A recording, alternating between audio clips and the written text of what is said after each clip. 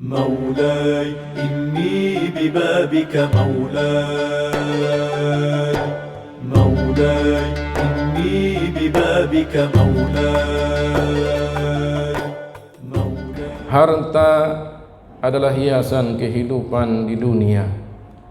Gemerlapnya harta menyebabkan sebagian orang terlena. Banyaknya harta menjadikan sebagian orang sibuk untuk menjaganya, bahkan kemudian lalai terhadap ibadah kepada Tuhannya. Itulah fitnahnya harta. Islam bukan melarang umatnya untuk menjadi orang kaya, tapi Islam mengatur bagaimana kita mendapatkan harta dan untuk apa kita belanjakan harta. Allah Subhanahu wa ta'ala berfirman, Huwallazi ja'ala lakumul arda dhalulan famshu fi manakibiha wa kulu min rizqihi wa ilaihin nusyur. Dialah Allah yang telah menjadikan mudah bagi kalian untuk menundukkan bumi, dan pergilah ke segala penjuru di permukaan bumi ini untuk mendapatkan rizki dan makanlah dari rizki tersebut. Tapi ingat bahwa semuanya nanti akan kembali kepada Allah Subhanahu wa ta'ala. Ayat ini adalah perintah kepada kita untuk mendapatkan rizki Allah Subhanahu wa ta'ala yang ada di permukaan bumi ini. Mendapatkan rizki bukan kemudian berpangku tangan.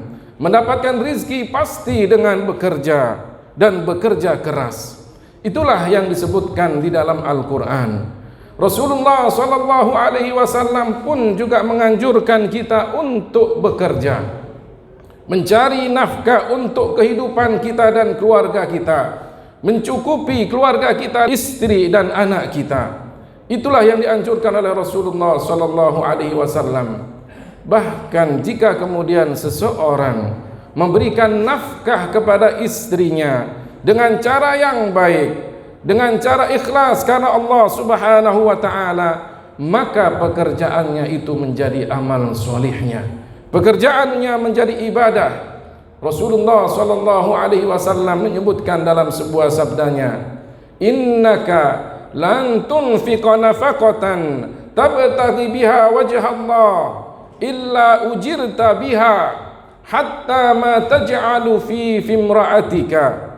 Sesungguhnya kamu, wahai Sa'ad bin Abi Waqqas, jika kamu memberikan nafkah kepada keluarga kamu, kamu menginginkan ridha Allah Subhanahu wa ta'ala, maka kamu akan mendapatkan pahala darinya. Bahkan jika kamu memberikan sesuap makanan untuk istrimu pun juga akan mendapatkan pahala dari Allah Subhanahu wa ta'ala. Sa'ad bin Abi Waqqas adalah orang yang kaya. Suatu ketika Rasulullah sallallahu alaihi wasallam menjenguknya ketika Sa'ad dalam keadaan sakit. Sa'ad mengatakan, "Ya Rasulullah, saya punya harta yang banyak, tapi tidak ada yang mewarisi harta saya kecuali anak perempuan saya satu-satunya. Apakah saya bersedekah dengan 2/3 harta saya?" Rasulullah sallallahu alaihi wasallam mengatakan, "Jangan." "Apakah saya bersedekah dengan separuh dari harta saya?" Rasulullah sallallahu alaihi wasallam mengatakan, "Jangan."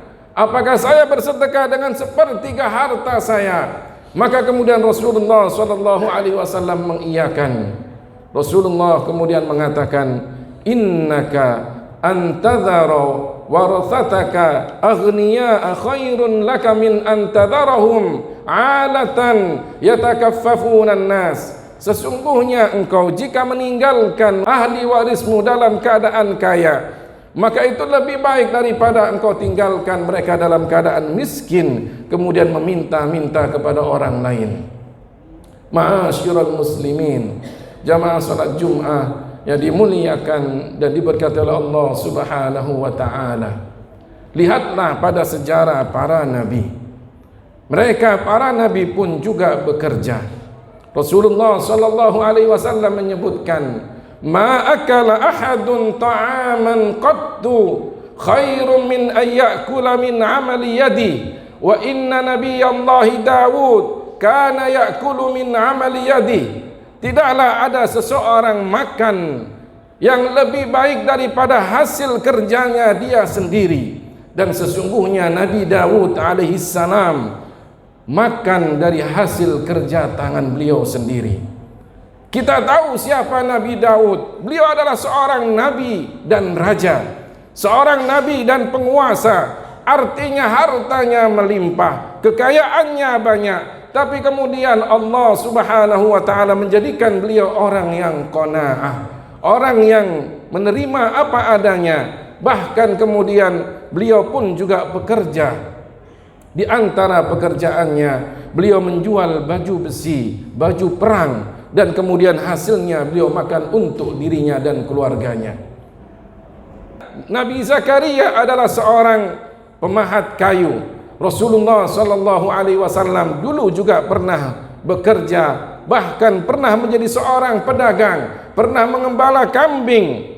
Dan kita tahu sahabat Utsman bin Affan adalah seorang pedagang. Sahabat Ali bin Abi Thalib pernah bekerja untuk mendapatkan nafkah dirinya dan keluarganya. Itu artinya para nabi dan orang-orang soleh pun juga bekerja. Tapi yang harus kita ingat, bagaimana kita mendapatkan harta dan untuk apa kita nafkahkan harta. Rasulullah sallallahu alaihi wasallam menyebutkan, ni'mal malus salih lirajulis salih, sebaik-baik harta yang halal jika kemudian dipegang oleh orang yang soleh. Ini artinya harta yang halal adalah harta yang didapatkan dengan cara yang benar, sesuai dengan ajaran Rasulullah sallallahu alaihi wasallam. Harta yang halal adalah harta yang dinafkahkan, dibelanjakan pada jalan yang halal. Ingatlah kita semuanya bahwa kelak di akhirat Allah Subhanahu wa taala akan menanyai kita, meminta pertanggungjawaban kita. Umur yang Allah berikan kepada kita untuk apa kita habiskan, ilmu yang kita dapatkan untuk apa kita amalkan, dan harta yang kita dapatkan dari mana dia dapatkan dan untuk apa dia belanjakan, serta badan yang Allah berikan kepada kita. Sehat ini untuk apa kita habiskan kesehatan yang Allah berikan kepada kita. Ma'asyiral muslimin, jamaah salat Jumat yang dimuliakan dan diberkati oleh Allah Subhanahu wa taala. Keberkahan harta bukan karena banyaknya. Keberkahan harta bukan karena kita bisa mendapatkan kemewahan dan kenikmatan di dunia. Keberkahan harta jika kemudian kita mendapatkan dengan cara yang halal, kerja yang halal, sedikit yang kita dapatkan, kemudian dengan sedikit itu kita nafkahkan untuk keluarga kita. Dengan yang sedikit itu kemudian kita nafkahkan, kita infakkan, kita sedekahkan. Bahkan jika kita mampu kita zakatkan, maka itulah harta yang berkah. Jika kemudian harta tidak berkah, banyaknya harta menjadikan orang lalai, banyaknya harta menjadikan orang tertipu. Bukankah Al-Quran telah mengatakan dan mengingatkan kita semuanya, alhaakumut takatsur hatta zurtumul maqabir. Kalian banyak dilalaikan dan disibukkan dengan menumpuk-numpuk harta, baru kemudian kalian sadar ketika kalian dimasukkan ke dalam liang kubur. Ini artinya berkahnya harta bukan karena banyaknya, tapi berkahnya harta adalah jika kita sedekahkan, kita infakkan, kita keluarkan zakatnya, kita berikan kepada mereka yang membutuhkan, kita berikan nafkah untuk keluarga, anak dan istri kita. Itulah keberkahan harta. Karenanya kita semuanya bisa mengambil pelajaran dari apa yang dilakukan oleh Rasulullah sallallahu alaihi wasallam dan para nabi, dari apa yang dilakukan oleh orang-orang soleh. Mereka mendapatkan harta dari cara yang halal, kemudian menafkahkan dan membelanjakan di jalan yang halal. Kita semuanya berharap mudah-mudahan Allah Subhanahu wa taala memberikan taufiknya kepada kita agar kita mendapatkan pekerjaan yang halal, mendapatkan nafkah yang halal, bahkan kemudian kita bisa membelanjakan harta kita di jalan yang halal agar kita termasuk orang-orang yang selamat di dunia dan di akhirat. Amin ya rabbal alamin.